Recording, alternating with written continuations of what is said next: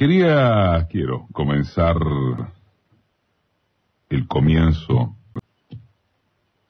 del editorial, después va relativamente por otro wing, o no, con el abordaje de un hecho que tal vez sea finalmente niño, que además no tiene nada de sorpresivo, y que encima podría jugarle en contra a su protagonista entre sectores medios, disconformes, hasta muy disconformes con el gobierno nacional, pero refractarios a aceptar el cruce de ciertos límites. La propia prensa opositora, este no es un dato menor, invisibilizó la medida en un reflejo, diría uno, de vergüenza ajena, ¿no? Mauricio Macri habilitó un 0800 para denunciar, literal, intromisión política en las escuelas. Para ir en orden cronológico de repugnancias, lo primero es no obviar que la disposición obedece a unas denuncias mediáticas truchas sobre talleres o actividades dados por la cámpora en algunos colegios. En Córdoba, uno de los epicentros de las terribles revelaciones clarinetísticas, fue cosa de que se acompañó a los pobladores del barrio Müller en la inauguración de un jardín de infantes, erigido por el trabajo de los vecinos y de una asociación civil.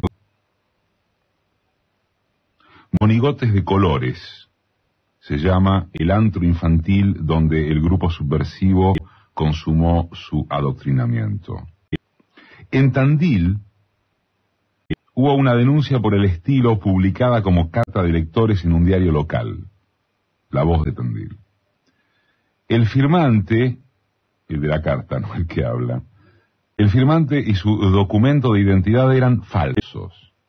Los hechos no sucedieron, pero el Consejo Municipal llegó a convocar a las autoridades educativas distritales, con media ciudad hablando del comando camporista reclutador de púberes.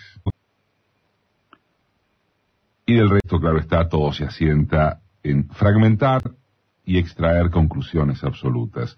Un deporte periodístico ancestral que en los últimos tiempos adquirió una relevancia impactante. El gobierno porteño, el del espionaje telefónico, el que aspiró a enviar a las comisarías las listas de estudiantes que pidieran mejoras en las escuelas. El gobierno porteño, el que destinó una unidad especial para desalojar indigentes de los espacios públicos. El gobierno porteño suscita ahora la denuncia de intrusión política escolar. Jamás llegó a ser tan expresa la línea de pensamiento de la fachovagancia. Jamás. La frontera de mimetizarse hasta este punto con el período más atroz de la Argentina nunca había sido atravesada desde un puesto principal de gobierno. Nunca. Macri lo hizo. Pero asimismo, debe anotarse que lo hace en un contexto de combustión vigilante, delatora, parido en una táctica mediática que tiene voceros insólitos.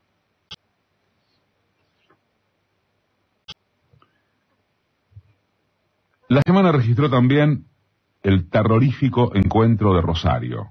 Lo convocó la Federación Agraria, nada menos que para evocar el centenario del grito de Alcorta, cuando una rebelión de pequeños y medianos campesinos, surgida en el sur de Santa Fe, se extendió por toda la región pampeana, marcando la irrupción chacarera en la gran escena nacional. El suceso no modificó en profundidad la estructura agraria del país, que 100 años después conserva su feroz injusticia distributiva. Pero la brutal represión terrateniente generó un efecto contrario y los huelguistas acumularon adhesiones de curas, de pequeños comerciantes, de anarquistas, de socialistas, profesionales. Se enarbolaron hace 100 años en el sur de Santa Fe los postulados de la Revolución Mexicana liderada por Emiliano Zapata y Pancho Villa, y el principio de que la tierra debe permanecer en propiedad de quien la trabaja. Y germinaron significativas organizaciones campesinas en zonas alejadas de los acontecimientos. Las ligas agrarias de Bahía Blanca, de La Pampa. El miércoles pasado, no precisamente para rescatar el espíritu y las consignas de aquellas jornadas, se juntaron Hugo Violcati, Eduardo Bussi, Hugo Moyano, Julio Cobos, Francisco de Narváez, Ernesto Sanz, el explotador serial Jerónimo Venegas, la salutación de Eduardo Duhalde y, ya créase o no, Pablo Micheli, el jefe de la CTA opositora. Interpelado a la mañana siguiente por la periodista Vicky Torres acerca de qué hacía en ese lugar y fotografiándose con esa gente, Micheli, en primer lugar, negó la foto que pululaba en los diarios. Y después intentó argumentar que, con el criterio de no rodearse de indeseables o enemigos explícitos, tampoco podría asistirse al Congreso de la Nación. Frente al retruco de si acaso un dirigente como él podía ignorar el peso enorme del simbolismo gestual, virtualmente no tuvo respuesta.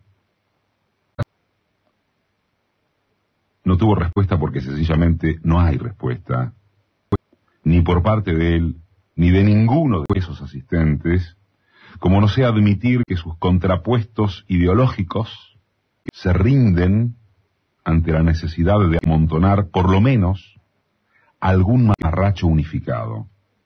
De lo contrario,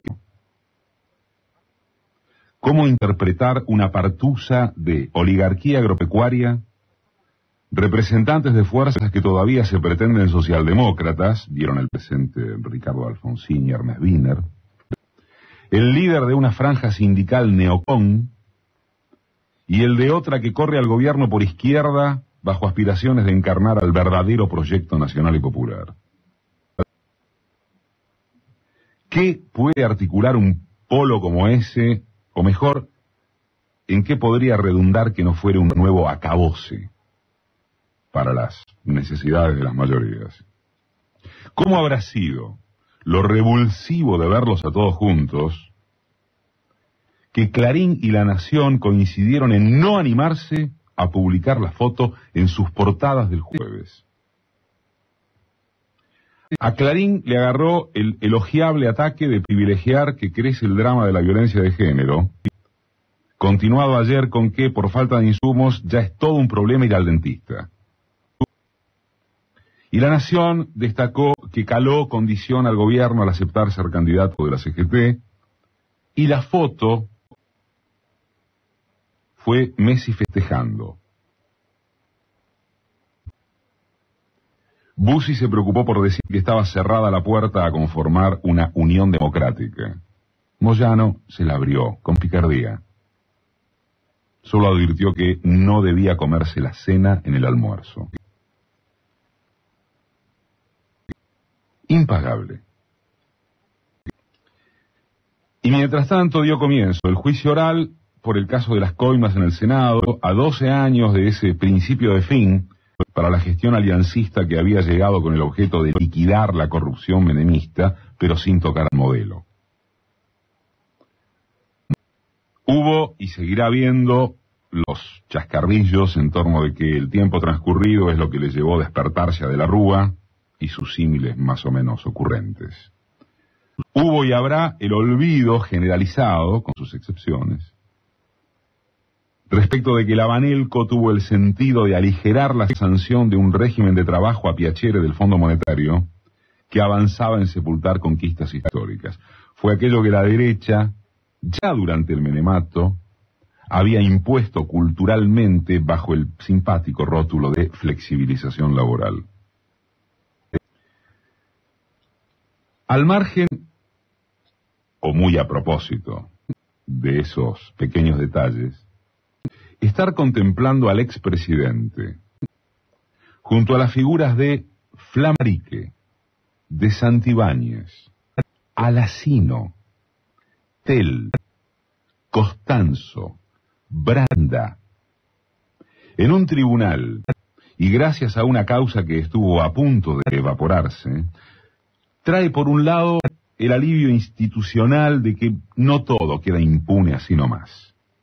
Pero por otro, es imposible, y antes que eso es nauseabundo, ignorar o empequeñecer la certeza de que estos tipos significaron todo un momento de época catastrófico, estacionado acá, a la vuelta de la esquina, y cuyo rango de corrupción no debe permitir que se pierda de vista el aspecto central.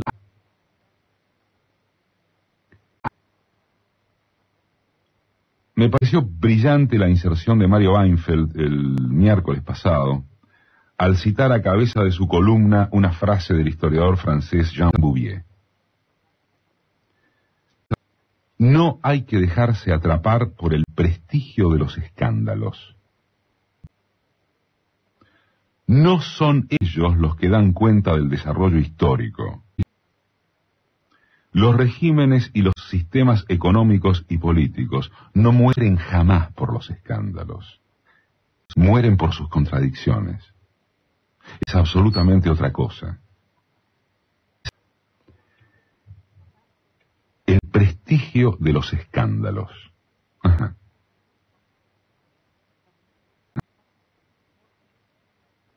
Qué buena trompada retórica para ilustrar a quienes andan viviendo de eso.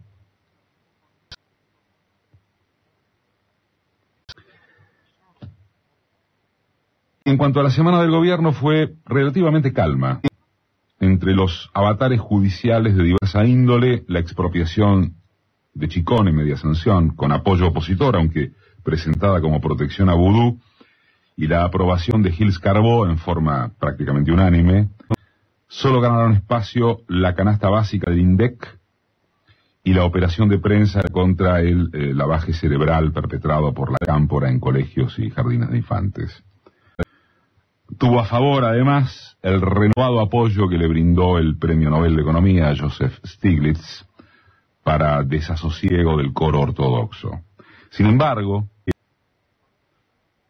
se profundizaron las señales de detención y hasta retroceso en la marcha de la economía y la creación de empleo. El estabilizado precio récord de la soja y otros indicadores propicios no deberían disimular que al modelo de desarrollo, con amenazas como la inflacionaria, atada al proceso de concentración e integración productiva multinacional, abren grandes interrogantes de largo plazo. Pero ocurre nuevamente y como cada vez que hasta uno mismo se impone clavar frenos en su apoyo genérico al proceso en danza, ocurre que aparece esa dimensión tan insuficiente como inevitable.